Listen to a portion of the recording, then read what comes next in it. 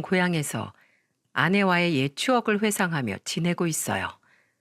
이 나이가 되니까 다가올 미래에 대한 기대보다 지난 과거에 대한 후회와 반성이 발목을 잡는 것 같습니다. 저와 아내는 배움도 짧아서 직접 발로 뛰면서 악착같이 살았어요. 그때 저는 중학교 졸업이었고 아내는 고등학교 졸업했던 게 최종 학력이었죠. 찢어지게 가난해서 배움보다 무조건 먹고 사는 게 먼저였던 때였습니다. 그런데 인생사 세옹지마라고 하죠. 찢어지게 가난했던 제가 말년에는 기부도 하고 감사패까지 받았네요. 요즘 다들 살기 힘들다고 하는데 제 사연이 작은 위로가 되길 바라는 마음에 이렇게 사연을 보냅니다. 태어날 때부터 어렵게 살던 저와 아내는 같은 동네에서 나고 자라다가 눈이 맞았죠. 가진 거 하나도 없던 저를 믿고 시집 온 아내에게 정말 행복하게 해주겠다고 했어요. 그때 아내는 방직 공장에 다니고 있었고 저도 다른 공장에 다니고 있었답니다. 하지만 아내가 임신하게 되면서 회사를 그만두니까 생계가 흔들리기 시작했죠. 그때는 지금처럼 임신했다고 휴가를 주는 때가 아니었어요. 둘이 벌다가 갑자기 저 혼자 벌어서 생계를 이끌어 가려니까 여간 힘든 게 아니더라고요. 그래서 새벽에는 신문 배달을 하고 퇴근하고 저녁에는 구두를 닦으러 다녔죠. 그때는 돈이 있어야 가정을 책임질 수 있다고 생각했어요. 배운 것도 없고 요령도 없던 저한테 다른 방법이 있었겠습니까? 아내는 밤낮으로 땀나게 뛰어다니는 저를 보면서 만삭의 몸으로 저부터 걱정했습니다. 한밤중에 들어오는 저를 꾸벅꾸벅 졸면서 기다린 아내는 제가 오면 걱정 가득한 목소리로 말했죠. 여보, 저녁은 먹었어? 난 먹었지. 당신은 뭐 좀 먹은 거야? 먹고 싶은 거 있으면 사 먹고 있지. 당신이 밖에서 고생하는 거 다 아는데 어떻게 나만 편하게 쉬어. 난 당신이랑 뱃속아이 생각해서 이렇게 사는 건데 당신이 제대로 못 먹고 있으면 어떡해. 가난한 부부였던 저희한테는 서로를 아껴주는 마음밖에 없었어요. 오로지 아내를 위해 열심히 뛰어다녔는데 아내는 그런 저를 걱정하기 바빴답니다. 그런 아내를 보면서 언제까지 이렇게 살 수 없겠다는 생각이 들었죠. 왜냐하면 돈 벌겠다고 집에 있는 시간보다 밖에 있는 시간이 더 길었는데도 버는 돈이 크지 않았거든요. 그러다가 우연히 지인이 운영하는 전당포를 알게 됐는데 생각보다 꽤 수익이 된다는 걸 알게 됐습니다. 그래서 돈이 좀 된다는 걸 알게 된 저는 바로 전당포 사업에 뛰어들었죠. 얼떨결에 시작한 전당포였지만 아내와 둘이 열심히 하다 보니까 금세 자리도 잡을 수 있었어요. 그리고 전당포를 운영하면서 일남 이녀를 낳고 살았습니다. 먹고 살기 위해서 시작했던 일인데 그곳에서 저만큼이나 파란만장한 사람들을 많이 보면서 살았죠. 전당포니까 돈이 급한 사람들이 제각각의 사연을 가지고 찾아왔어요. 그 중에는 정말 안타까운 사연부터 속 터지는 사연까지 많기도 했답니다. 그런데 정말 딱 봐도 말도 안 되는 물건을 가져와 돈 빌려달라면서 막무가내인 사람도 정말 많았죠. 지금도 기억나는 몇몇 사람들이 있었는데 세상에 저런 사람도 있구나 싶었습니다. 한 번은 다급한 얼굴로 들어온 남자가 숨을 헐떡이면서 대뜸 순금을 내밀면서 말하더군요. 사장님, 저 돈 좀 빌려주세요. 순금 맡기면 얼마까지 빌릴 수 있어요? 순금이요? 일단 이리 줘보세요. 남자가 순금이라고 주장하는 물건을 받아봤는데 어딘가 수상했죠. 진짜 순금은 광택이 나고 색깔 자체가 노랗고 살짝 힘을 주면 휘어질 정도로 무르기 때문에 구별하기가 어렵지 않았어요. 하지만 남자 손님이 가져온 순금은 모르는 사람이 봐도 이거 그냥 돌 아니야? 싶은 생각이 들 만큼 이상했답니다. 그래서 저는 수상한 물건을 들고 온 남자 손님을 보면서 물었죠. 손님, 이거 정말 순금 맞아요? 그럼요. 확실히 순금이라니까요. 아버지가 물려주신 거예요. 설마 아버지가 자식한테 가짜 순금을 물려주겠어요? 제가 순금을 이리저리 살펴보다가 가짜 아니냐고 캐묻자 남자는 흥분하면서 펄쩍 뛰었어요. 그런데 도둑이 제발 저린다고 그 남자 손님 반응을 보니까 뭔가 숨기는 게 있구나 싶었습니다. 그래서 저는 당황한 남자한테 단호하게 말했죠. 이 봐요. 가짜 물건 들고 와서 돈 빌려가면 사기죄인 거 몰라요? 이거 딱 봐도 순금 아니잖아요. 내가 여기서 하루 이틀 장사하는 줄 알아요? 사기죄요? 사기죄라고 말하니까 남자 손님은 당황했는지 이마에 식은땀이 맺히기 시작했어요. 그리고 잠시 고민하는가 싶더니 대뜸 제 손을 잡고 애걸복걸하면서 말하는 겁니다. 사장님, 제발 돈 좀 빌려주세요. 정말 너무 급해서 그래요. 저 사기치러 온 거 아니고 정말 돈 빌리러 왔어요. 얼마나 급하면 가짜 순금까지 구해서 왔겠습니까? 저 아이 분유 살 돈이 없어서 왔어요. 마누라 도망가고 혼자 어린 아들까지 책임지고 있어요. 마누라가 도망가? 이 봐요. 저 기억 안 나요? 네? 우리가 어디서 본 적이 있었나요? 그쪽이 지난번에 여자친구랑 술 잔뜩 마시고 우리 가게 앞에다가 둘이 쌍으로 토하고 갔었잖아. 내가 치우고 가라고 소리 지르니까 둘이 소리 지르면서 도망갔었잖아. 그때 제가 여자친구랑 토한 가게가 여기였어요? 그래, 여기다. 너 아주 잘 걸렸다. 이리 안 와? 순금을 들고 온 남자가 낯이 익다 싶었는데 지난주에 가게 앞에 토하고 도망가던 커플이라는 게 떠올랐어요. 얼마나 술을 퍼마셨는지 저랑 눈까지 마주쳤는데 제 얼굴을 기억도 못하고 있었습니다. 그때 아내랑 한바탕 소동을 치르고 어이가 없어서 한참을 웃었죠.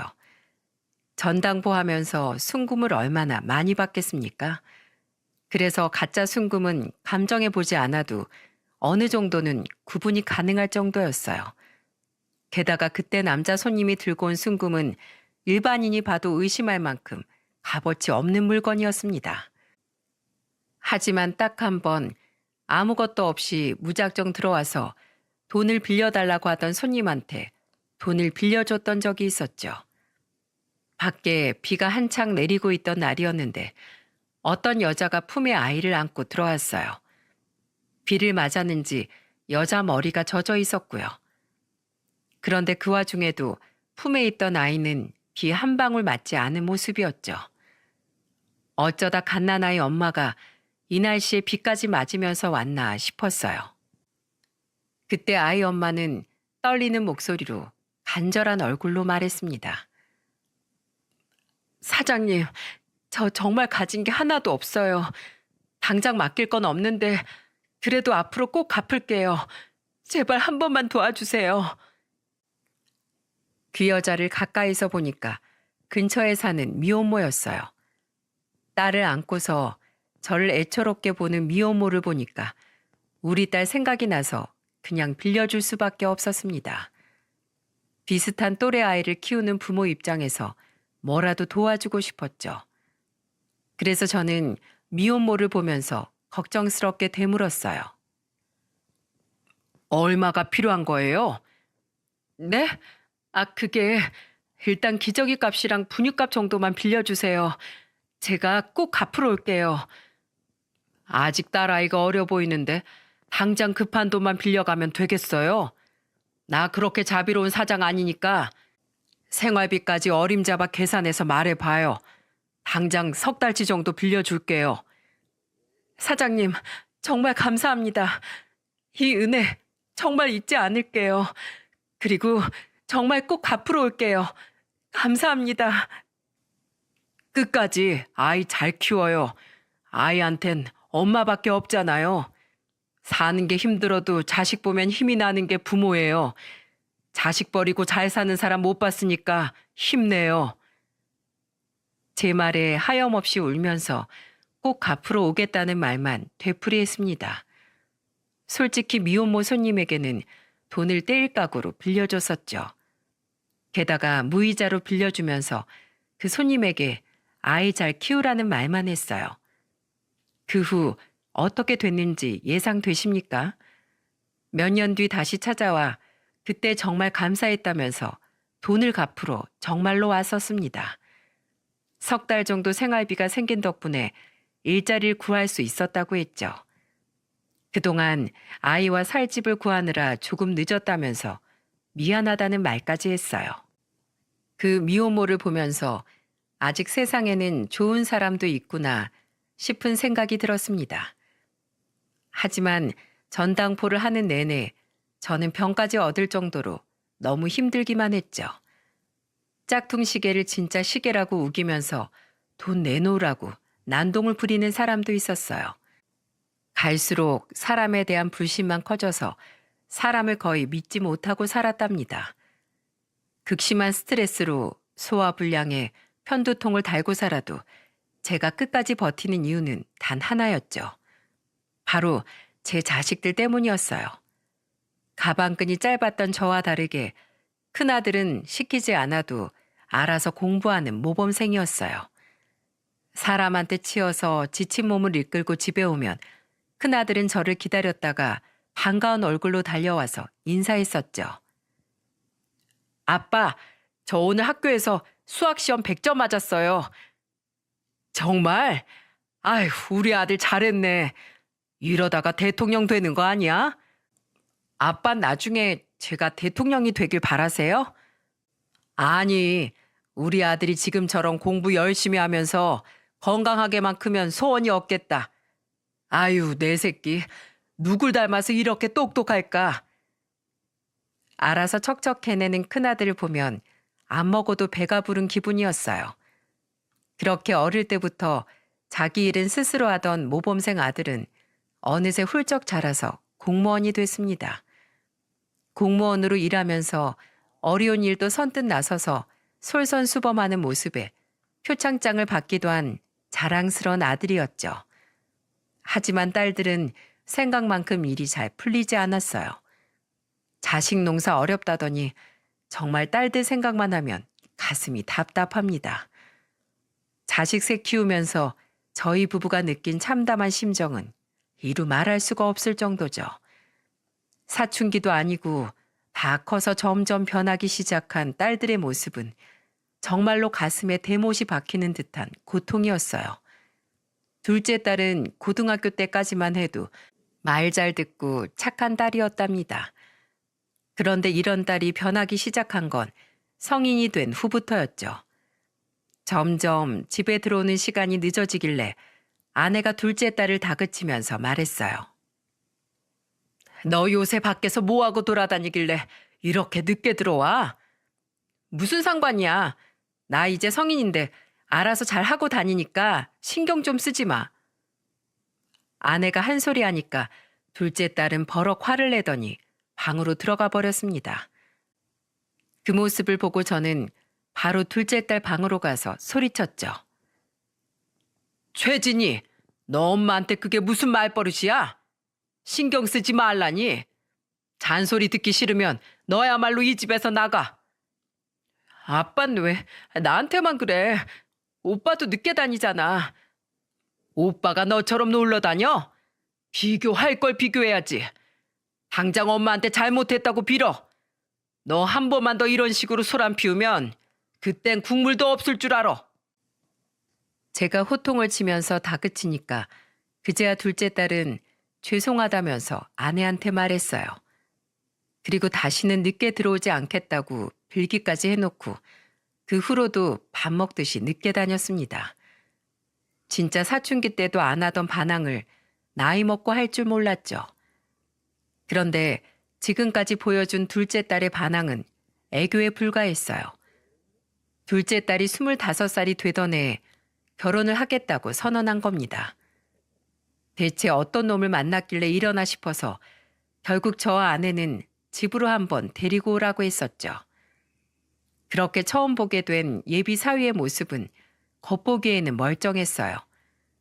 나이가 많은 게 흠이었지만 저희를 보면서 확신에 가득 찬 목소리로 말했습니다.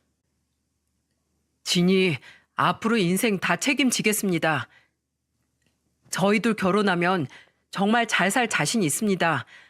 그리고 지금 운영하는 주유소에서 돈도 꽤 잘 벌고 있어요. 그러니까 결혼 허락해 주세요. 예비 사위는 그때만 해도 주유소를 운영하며 건실하게 살고 있었죠. 그래서 결혼하겠다고 고집부리던 둘째 딸의 결혼을 허락해 줬어요.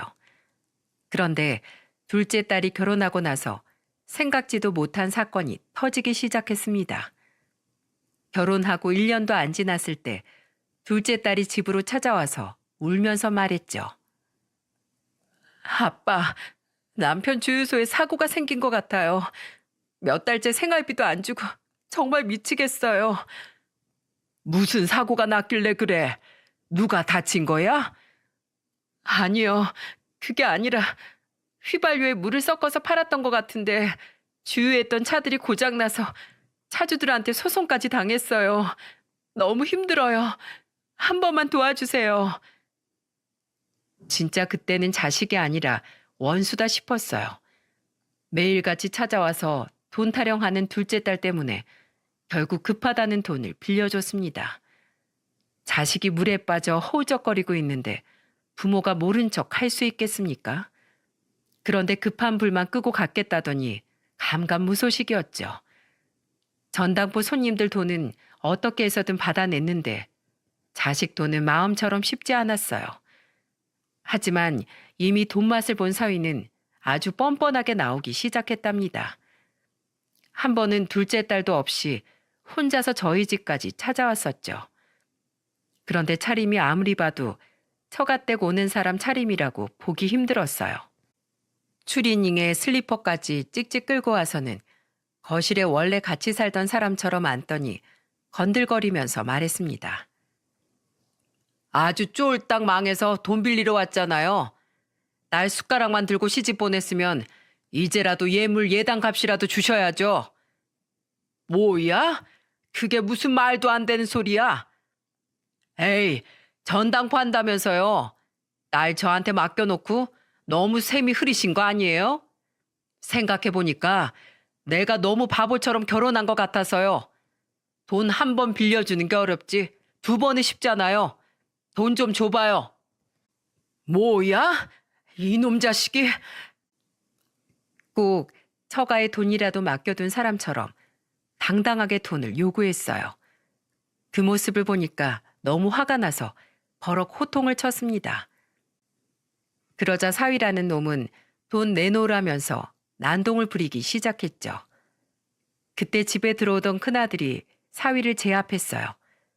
그러자 사위라는 놈이 아프다고 소리치면서 말했습니다.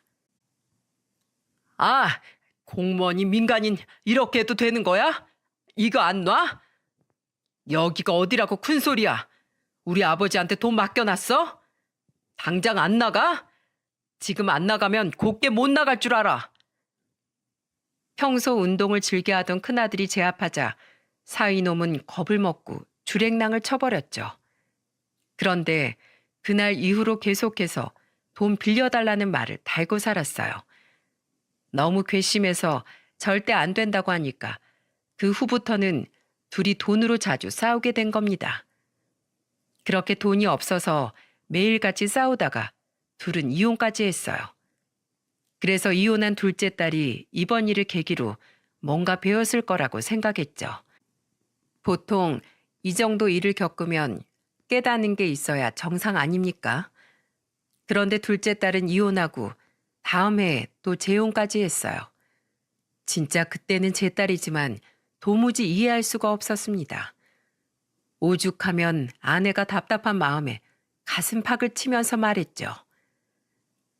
내 배 아파 낳은 자식인데도 천연속을 도무지 모르겠어. 아휴, 대체 어쩌려고 저러는 거야?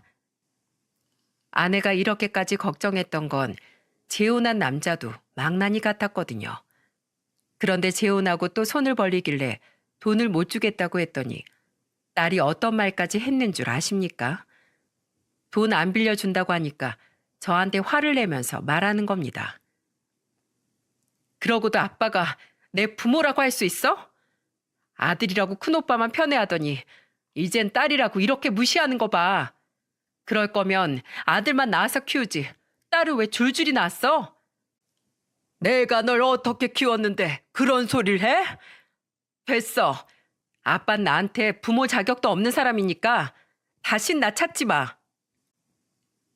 자식한테 부모 자격 없다는 소리를 들은 제 심정이 어땠을지 상상이 가십니까? 정말 부모로서 피덩이 같은 딸 잘 키워보겠다고 아내와 발 동동 구르면서 살았어요. 내 목숨보다 더 소중히 아끼면서 키워놨더니 원망 섞인 소리만 하는 자식이 미웠습니다. 그 후 돈으로 한동안 계속 싸우다가 결국 연락이 끊기고 말았죠. 그때는 돈으로 이골이 날 만큼 싸워서 찾아볼 생각도 안 했어요. 그래도 걱정되는 마음에 전화를 해봤지만 번호까지 바꾼 뒤였습니다. 그렇게 둘째 딸을 포기하고 살던 중에 큰아들이 결혼식을 올렸죠. 큰며느리는 어디 내놔도 손색이 없을 만큼 완벽했어요. 정말 현모양처라는 말이 어울릴 만큼 성품이 좋았습니다. 그동안 딸이 둘이나 있어도 딸에 대한 정을 모르던 아내는 며느리가 다녀가면 한박 웃음을 지으면서 말했죠. 여보, 이것 좀 봐. 우리 새아가가 겨울이라고 나 로션 사다 준 거야. 찬바람 불면 얼굴 건조해진다고 사왔대. 아휴, 어쩜 마음 씀씀이가 이렇게 고울까. 며느리 선물이 마음에 쏙 들었나 보군. 입이 귀에 걸렸어. 그럼 누가 준 선물인데 우리 아들이 정말 좋은 여자 만난 것 같아서 더 좋지. 아내는 며느리와 가깝게 지내면서 표정도 밝아졌어요. 그동안 둘째 딸이고 셋째 딸이고 하루가 멀다 하고 사고를 쳐서 늘 골치가 아플 때였습니다. 정말 딸 같은 며느리가 없었다면 그 힘든 시기를 어떻게 견뎠을지 막막했죠. 큰아들은 좋은 여자 만나서 정말 잘 살았는데 셋째 딸은 둘째 딸과 다를 게 없었어요. 그 당시 셋째 딸은 직업이 운동선수였습니다. 딸이 운동만 하다 보니까 결혼한 사람도 운동하던 남자였죠. 비슷한 직업을 가져서 그런지 서로를 잘 이해해 주는 것 같았어요. 그런데 결혼 후 사이가 다단계 사기를 당한 겁니다. 진짜 딸이라고 2명 있는데 하나같이 왜 그러나 싶었죠. 게다가 하는 짓도 둘이 똑같았어요. 사기 당하고 돈이 급해지니까 저한테 전화해서 셋째 딸이 애원하며 말했습니다. 아빠, 저 너무 급해요. 1억만 빌려주세요. 지금 돈이 없어서 쫓기고 있어요. 쫓기고 있다고? 그게 무슨 소리야? 다단계로 투자금을 모았는데 그 사람들한테 매달 줘야 되는 이자를 하나도 못 줬어. 어떡하지? 다들 고소하고 돈 받아내겠다고 난리 났어. 셋째 딸은 사위랑 같이 다단계 사기를 치다가 딱 걸린 거였죠. 결국 못난 딸을 둔 죄인 같은 마음으로 피해자를 생각해서라도 도와줄 수밖에 없었어요. 그리고 처음 딱 도와주면서 셋째 딸한테 신신당부하면서 말했습니다. 똑똑히 기억해. 처음이자 마지막으로 도와주는 거야. 절대 2번은 없으니까 알아서 수습해. 아빠, 정말 고마워요. 다신 돈으로 사고 안 칠게요. 그리고 다신 돈 달라고도 안 할게요. 죄송해요. 다시는 안 도와준다고 신신당부하니까 셋째도 다시는 안 그러겠다면서 말했죠. 하지만 한 입으로 두 말하기는 자식들 특징인가 봅니다. 그 후로도 계속해서 사고치고 돈 빌려달라고 징징거리기 일쑤였어요. 그래서 단호하게 안 빌려주겠다고 못을 박았더니 어떤 일이 벌어졌는 줄 아시나요? 글쎄, 명절에 사위는 안 오고 셋째 딸만 집에 온 거죠. 황당해서 딸한테 물었더니 딸은 당당한 목소리로 말했습니다. 아빠가 사위 거들떠도 안 보는데 오고 싶겠어? 나 같아도 오기 싫겠다. 사위가 사위다운 모습을 보여줘야 나도 그만한 대접을 할 거 아니야? 넌 대체 부모가 뭐라고 생각하길래 네 남편을 감싸고 돌아? 저는 셋째 딸의 말에 속상해서 울분을 토했습니다. 즐거워야 될 명절에 가슴을 내리칠 만큼 비통했어요. 그날도 며느리가 심각한 표정을 하고 앉아있는 저희 부부를 보고 걱정스럽게 물었습니다. 어머님, 아버님, 기분 안 좋으시면 저희 나가서 외식할까요? 안 그래도 명절 음식 계속 먹어서 질리실 텐데 얼큰한 매운탕이라도 드시러 같이 나가요. 아니야, 괜찮어. 괜히 너 있는데 우리가 못난 꼴만 보였구나. 아니에요. 사람 사는 게 다 똑같죠 뭐. 그러지 마시고 나가서 드라이브도 하고 바람도 좀 쐬러 가요. 그날 아들 부부 덕분에 답답했던 마음이 조금은 풀릴 수 있었습니다. 세상에 이런 며느리가 또 있을까요? 시부모 기분 생각해서 경치 좋은 식당까지 데려가주는 며느리한테 고마웠죠. 그 후 며느리는 예쁜 손녀딸까지 낳았습니다. 그래서 저는 며느리가 편히 아이를 키울 수 있게 차를 한 대 사줬죠. 시부모한테 살갑게 자라는 며느리한테 이 정도는 충분히 해줄 수 있었어요. 그런데 그 소식을 들은 셋째 딸이 돈 냄새를 맡고 또 전화를 한 겁니다. 하지만 그날 전화로 저는 셋째 딸 부부의 본심을 듣게 됐죠. 한창 돈 얘기로 실랑이를 하다가 마지막에 저는 딸한테 화를 내며 말했어요. 솔직히 딸로서 넌 부모 생각을 조금이라도 하기는 하니? 부모가 자식한테 퍼주는 게 뭐가 당연한 일이야. 넌 자식이 돼가지고 부모한테 효도한 적은 있어? 효도 무슨 효도? 그런 아빠가 나한테 해준 게 뭐가 있는데? 난 자식이니까 당연히 해줘야지. 아빠가 나한테 잘해줬으면 나도 이렇게까지 안 했어. 됐어. 난 아빠 같은 사람이랑 더 말하기도 싫어. 새언니를 딸이라고 생각하고 살던지. 끊어. 셋째 딸은 혼자 화를 버럭 내다가 끊어버렸습니다. 셋째 딸의 말이 너무 기가 막혀서 끊어진 전화를 멍하니 보는데 아직 전화가 통화 중인 상태라는 걸 눈치챘죠. 두 놈들은 전화가 끊긴 걸로 알고 있었는지 노골적인 대화를 하기 시작했어요. 그런데 전화가 안 끊어진 상태에서 사이가 하는 말이 충격적인 말을 내뱉었습니다. 니네 아버지 왜 이렇게 전화를 짜증나게 하냐? 돈도 안 빌려줄 거면서 말이 많어. 와, 진짜 전당포 하면서 떼돈 벌었을 텐데 다 손에 쥐고 안 주려는 거 봐. 죽을 때 다 이고 가신대? 전당포만 해도 한 30년 운영했다면서. 아이, 나 진짜 재수없어 죽겠네. 이럴 거면 사위 안 해. 당신이 참아. 나이 먹고 돈독이 올라서 그래.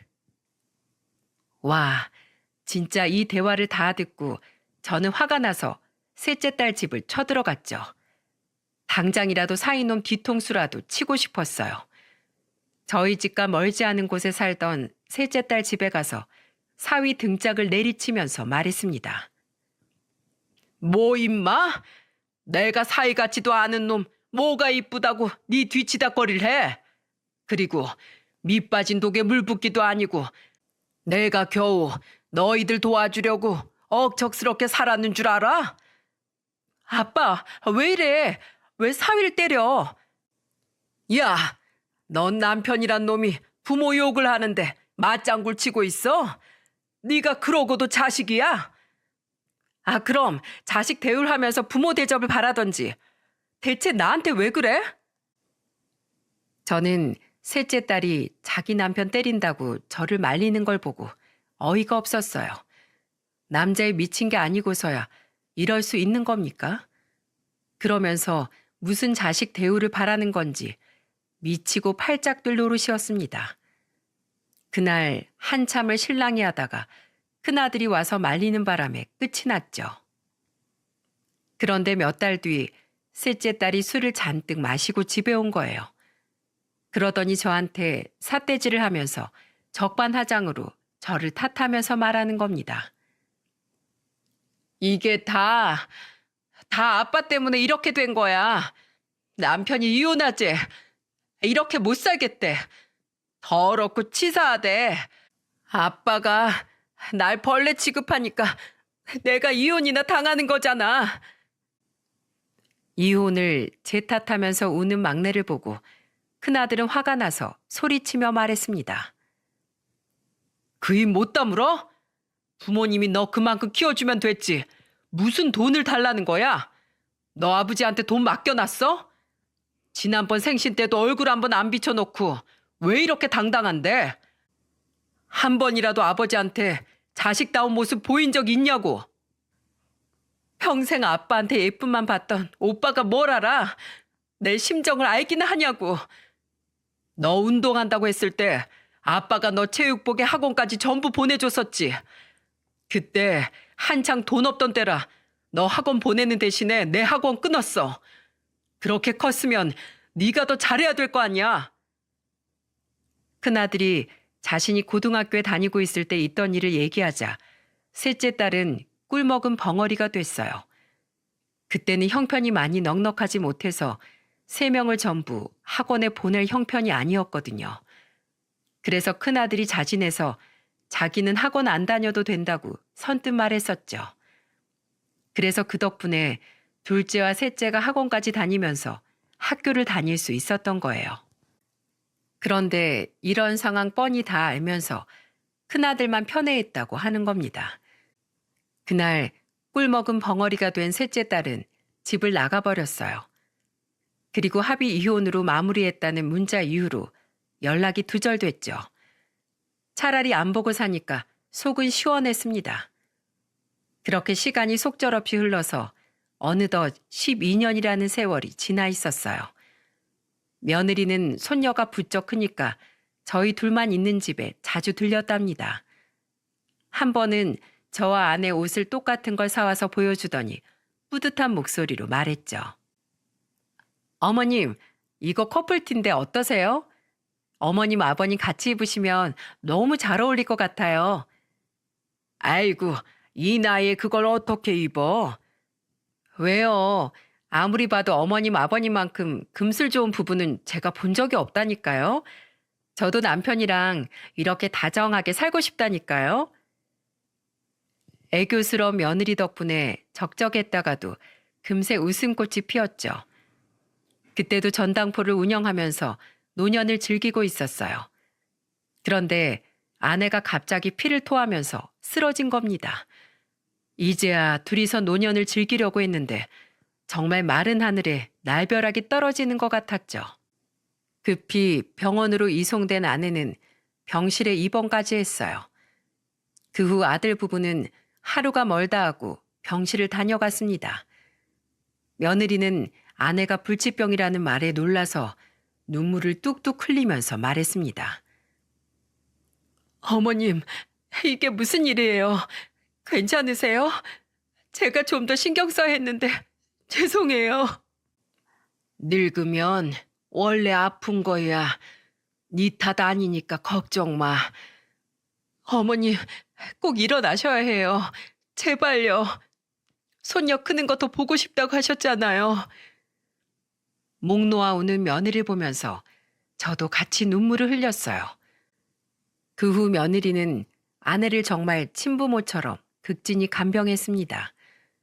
오죽하면 간호사들이 아내를 간호하는 며느리를 보면서 딸이라고 착각할 정도였죠. 그런데 그 말에 아내는 연락이 끊긴 딸들 생각이 났었나 봐요. 창밖을 멍하니 보다가 며느리한테 슬픈 얼굴로 말했다고 했습니다. 집 나간 개들은 뭐하고 사는지. 아휴, 그래도 죽기 전에 얼굴은 한번 봐야 할 텐데 한번 볼 수 있을까 모르겠네. 자기 엄마가 아픈 건 알까 모르겠다. 그때 며느리가 아내의 얼굴이 너무 슬퍼 보였다고 하더군요. 그래서 며느리가 저한테 걱정스러운 목소리로 말했어요. 어머님이 아가씨들 얘기하시던데 제가 한번 수소문해 볼까요? 혹시라도 잘못되시면 저도 마음이 안 좋을 것 같아요. 그래, 네가 고생 좀 해줘. 아무리 부모 가슴에 대못을 박아도 자식은 자식인가 보다. 이렇게 나서줘서 고맙다. 아니에요. 어머님이 원하시는데 제가 당연히 해야죠. 그렇게 며느리는 집 나간 시누이들 번호를 수소문하기 시작했죠. 겨우 연락이 닿아서 며느리는 아내가 불치병에 걸려서 얼마 못 산다는 소식을 전했어요. 그러자 못 보던 사이 철이라도 들은 건지 아내 병실로 찾아왔습니다. 그리고 누워있는 아내 곁으로 가서 둘이 나란히 무릎을 꿇고 울었죠. 엄마, 왜 이러고 있어? 왜 아픈 건데? 우리 막내 왔냐? 은이야? 어, 엄마, 나 은이야. 늦게 와서 죄송해요. 아내는 오랜만에 보는 딸들 얼굴을 어루만졌어요. 그때 며느리가 셋이서 편히 이야기할 수 있게 자리를 피해주자고 말했습니다. 그래서 며느린 잠시 쉬러 가고 저는 옷을 챙기러 집에 들리게 됐죠. 가기 전에 두 딸이 병실을 지키고 있겠다고 하니까 안심하고 갔어요. 보니까 둘은 그동안 가족들과 연락을 끊은 채 둘이서만 연락하고 지낸 것 같았습니다. 부쩍 친해 보이는 둘을 보니까 그래도 형제라고 의지했나 보다 싶었죠. 그런데 어째 똑같은 것들끼리 붙어 다닌다 싶더니 결국 사고를 치고 말았어요. 아내 병실을 지키겠다더니 거기서 자기들끼리 작당 모의를 한 겁니다. 애초에 좋은 마음으로 온 게 아니었던 둘은 아내가 깬 줄도 모르고 떠든 거죠. 나중에 아내한테 들어보니까 둘이서 심각한 목소리로 말하길래 자는 척하고 우연히 듣게 됐다고 했어요. 그런데 셋째 딸이 한숨을 쉬면서 답답하다는 듯 투덜거리며 말했다고 했습니다. 언니, 근데 엄마 재산 좀 있지 않아? 아빠가 엄마한테도 재산 많이 맡겼잖아. 그리고 엄마 보험도 빵빵하게 들었을 텐데 그럼 우리한테도 재산 물려주겠지? 당연하지. 나 지금 입에 풀칠할 돈도 없어.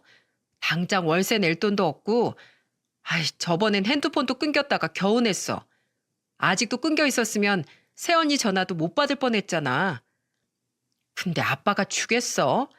진짜 아빠 얼굴 보고 싶지도 않아. 왜 딸들만 미워하는 거야? 딸들 돈 좀 가져갈 수 있는 거지. 진짜 엄마한테 이런 말 하면 안 되는 거 아는데 어차피 이렇게 갈 거면 딸들 목도 좀 챙겨주고 가면 좋겠다. 가실 때 가더라도 딸 챙겨주면 얼마나 좋아. 그러니까 어차피 가실 거면 좀이라도 빨리 진짜 눈을 감으셨으면 좋겠다는 생각도 든다니까. 엄마한테 미안한데 우리도 살아야지. 이 모든 말을 들은 아내는 듣다 못해 자리에서 벌떡 일어나 눈을 떴다고 했죠. 자는 줄 알았던 아내가 일어나니까 짐승만도 못한 딸년들이 깜짝 놀란 거예요. 그리고 병실 밖으로 소리가 다 들릴 만큼 화를 내며 소리친 겁니다. 야, 너희들 어떻게 엄마한테 그런 말을 할 수가 있어? 12년 만에 찾아온 목적이 겨우 돈이야? 부모 가슴에 대못을 박아도 딸들이라고 죽기 전에 한번 보려나 했더니 엄마가 빨리 갔으면 좋겠다니 그게 말이냐고. 엄마, 그런 뜻이 아니라 엄마 오래 치료받으면 힘들까 봐 그런 거지. 집에 다녀오다가 아내의 절규에 가까운 오열 소리를 듣고 놀라서 달려갔죠. 그런데 병실에 들어갔을 땐 이미 아내가 충격적인 딸들의 대화에 충격을 받아서 울고 있었어요. 저는 놀라서 숨을 헐떡이면서 우는 아내를 달랬습니다. 그러나 아내는 억울했는지 둘째 딸을 보면서 절규하듯 소리쳤죠. 너 어렸을 때 첫 딸이라 얼마나 금지오겹 키웠는 줄 알아? 내 옷은 안 사도 꼭 너는 새 옷만 입혀 다녔어. 네 오빤 친척 형들 옷 물려 입을 때 넌 새 옷, 새 신발만 하고 다녔다고. 그렇게 애지중지 키웠는데 뭐? 넌 삼남매 중에도 좋은 것만 하고 컸어. 근데도 은혜도 모르고 주둥이를 나불거려? 엄마, 그게 아니라니까. 오해라고. 변명도 하지 마. 그 입 닥쳐. 그리고 너 셋째, 은희 너도 똑같아. 다른 신생아보다 훨씬 몸무게가 적게 나가서 너 잘못될까 봐 물 떠놓고 밤낮으로 기도했었다. 내가 너무 작게 낳아서 그랬는지 초등학교 다닐 때까지 계속 잔병 치레를 하길래 아픈 널 끌어안고 울었어. 그때도 제발 내 딸 좀 살려달라고 빌었어. 내가 다 대신 아플 테니까 딸만 살려달라고 빌었다고. 대체 내가 너희한테 뭘 잘못했니? 내가 죽길 바래서 온 거야? 대체 언제 죽나 그거 보러 왔냐고 이것들아. 제발 정신 좀 차려. 저는 아내가 오열하면서 하는 말을 듣고 열이 받은 저는 두 딸의 뺨을 사정없이 내려쳤습니다. 딸 키우면서 한 번도 매 한 번 들어본 적 없던 저는 70이 다 된 나이에 딸을 때린 거예요. 그리고 딸들 뺨을 치면서 호통까지 치며 말했죠. 이 애끼 이놈들아, 너희 같은 자식들 다 필요 없어. 나 더 이상 너희들한테 연민의 정도 없어. 당장 가. 이 엄마 불쌍하지도 않어. 기껏 와서 또 돈 타령을 하고 있어. 도대체 우리가 어떻게 해야 되니? 그냥 엄마하고 나하고 죽었으면 좋을까? 가서 죽었으면 좋겠어. 이제껏 엄마가 어떻게 키웠는데 이것들아. 난생 처음 저한테 맞아본 막내는 당황한 채 볼만 어루만졌어요. 그리고 고개를 푹 숙였는데 둘째는 적반하장으로 저한테 눈을 부릅뜨고 대들더군요. 우리가 나이가 몇 살인데 뺨을 때려요? 그리고 내가 장례 치러 드린다고 하잖아요. 장례는 치러 드릴게. 재산 넘겨요. 기부앤테이크 몰라요? 어차피 엄마 잘못되면 우리한테 뭐 사망보험이라든지 재산 같은 거 나눠줄 거잖아요. 됐다. 가라 가. 너 같은 거랑 무슨 말을 해. 다시 오지도 마. 화를 내면서 두 딸을 병실에서 내쫓아 버렸습니다. 그런데 그때 아내가 갑자기 통증을 호소하며 숨을 못 쉬는 거예요. 그래서 저는 다급히 의료진을 불렀죠. 저기요, 간호사 양반, 빨리 와주세요. 아내가 숨을 못 쉬어요. 그때 아내는 과호흡이 와서 숨을 제대로 못 쉬는 상태였어요. 목도 다 쉬어 있었고 두 딸을 보고 큰 충격을 받은 것 같았죠. 다행스럽게 의사와 간호사가 응급처치 해준 덕분에 좀 진정할 수 있었어요. 대체 이놈의 돈이 뭐라고 아내와 제가 이런 꼴을 당해야 되나 한탄스러웠습니다. 그래서 저는 깊이 잠든 아내를 보면서 한 가지 다짐을 했죠. 그리고 겨우 정신이 돌아온 아내와 상의를 해서 남은 재산을 정리하기로 결심했어요. 바로 아내 사망보험금을 법정 상속인이 아니라 수익자를 아들로 지정하기로 결정한 겁니다. 그리고 아내와 저의 재산 중 30%를 아들한테 상속했죠. 그리고 나머지 재산은 어떻게 했는 줄 아십니까? 바로 아내가 입원해 있던 대학병원에 모두 기부했어요. 그래서 병원 소식지에 저희 부부 사연이 올라오기도 했답니다. 그런데 그걸 보고 딸년들이 병원 근처를 기웃거리다가 깜짝 놀라서 온 거죠. 그런데 끝까지 저한테 당당하게 말했어요. 이걸 다 기부하면 어떡해. 나는. 아빠, 막내딸은 진짜 없어? 이게 말이 되냐고. 난 자식도 아니야? 정말 저런 걸 자식이라고 키운 제가 다 부끄러웠습니다. 그래서 두 딸한테 마지막 정이다 생각하고 500만 원씩 주면서 소리쳤죠. 이거 받고 당장 꺼져. 너희 같은 것들 줘봐야 하등 쓸모가 없는 것들이야. 내가 그래도 니들 부모로 마지막 선심 쓰는 거니까 이거 받고 더 이상 나타나지 마. 제가 이렇게 말하니까 병원 로비에 침까지 뱉고 가버리더군요. 이제는 딸 자식 없다 생각하고 살겠다 다짐했죠. 그 후 변호사를 통해서 아들한테 정식으로 상속 절차를 밟았습니다. 그러자 아내가 저한테 마지막 부탁이라면서 힘겹게 말했어요. 여보, 나 치료 포기할게. 그냥 우리가 태어났던 농촌에 가서 거기서 살 만큼만 적당히 살다가 가고 싶어. 이제 도시가 너무 싫어. 그냥 내가 태어난 곳 그곳에서 거기서 눈 감게 해줘. 저는 아내의 마지막 소원을 들어주기 위해서 전당포와 집을 다 처분하고 고향으로 내려갔죠. 그래서 그곳에서 아내와 마지막까지 함께하기로 약속했습니다. 아내는 고향에 오자 말이 많아졌어요. 그래서 저도 계속 아내한테 옛날 얘기를 하면서 말을 걸었죠.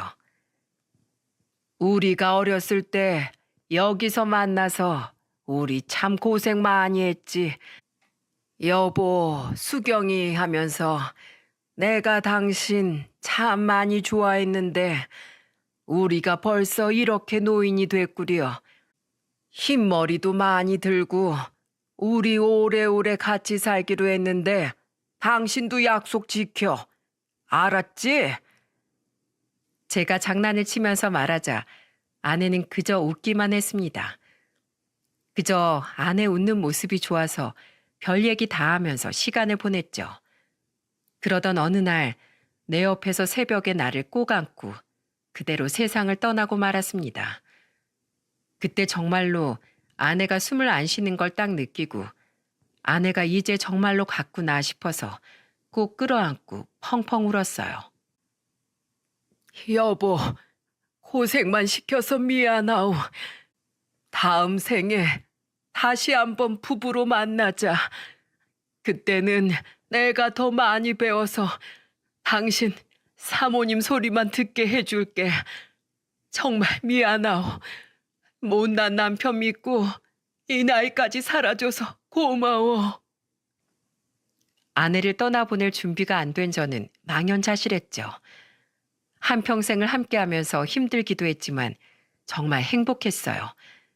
그렇게 장례식을 치르고 있는데 철거머리 같은 딸년들이 왔었습니다. 얼마나 꼴배기 싫던지 아내 가는 길에 재라도 뿌릴까 싶어서 일어서서 소리쳤죠. 뭘 또 주워 먹을 거 없나온 거야? 이젠 너네 줄 거 없으니까 당장 꺼져. 아빠, 그래도 우리가 딸인데 진짜 너무한 거 아니야? 우리도 살아야지. 이놈의 돈 때문에 내가 자식들을 다 망쳤어. 더 이상 찾아오지 마. 제발 찾아오지 마. 너희 같은 자식들 보고 싶지 않다고. 제가 오열하면서 주저앉으니까 딸들은 끌려나갔어요. 정말 그때는 눈앞에 있는 딸들이 자식이 아니라 벌레 같아 보일 만큼 싫었습니다. 결국 저는 눈물 속에 아내 장례를 치르게 됐죠. 장례를 다 치르고 나니까 정말 허망했어요. 그래도 아내와 같이 재산을 처분해서 홀가분했습니다. 그런데 제가 왜 아들한테만 재산을 줬는 줄 아시나요? 바로 항상 저희 부부 곁에서 일관성 있게 효도해주고 끝까지 아픈 아내를 간병한 모습 때문이었죠. 재산만 노리고 달려온 딸년들과는 달랐기 때문이랍니다. 이제 내 자식은 아들 하나뿐이라고 생각하고 살려고요. 지금은 시골 농촌에서 텃밭을 가꾸면서 혼자 여유를 즐기면서 살고 있죠. 도시 생활하다가 시골 사니까 그래도 마음은 편안해졌어요. 제발 썩어 빠진 두 딸이 늦게라도 정신 차려서 사회에 불필요한 사람이 아니라 필요한 사람이 되길 바랄 뿐입니다. 제 마지막 소원은 이것뿐이죠. 나도 참 남의 돈으로 가족들 먹여 살리면서 살았는데 이제는 저도 베풀고 살 수 있어서 다행이에요. 사람이 얻는 건 쉬워도 나누는 건 어렵다고 하지 않습니까? 그런데 제가 나눠보니까 하나도 어렵지 않았습니다. 오히려 마음이 가벼워졌죠. 자식 생각해봐야 다 소용없더라고요. 지금처럼 이렇게 주변을 돕고 살도록 하겠습니다. 제 사연 들어주셔서 정말 감사드려요.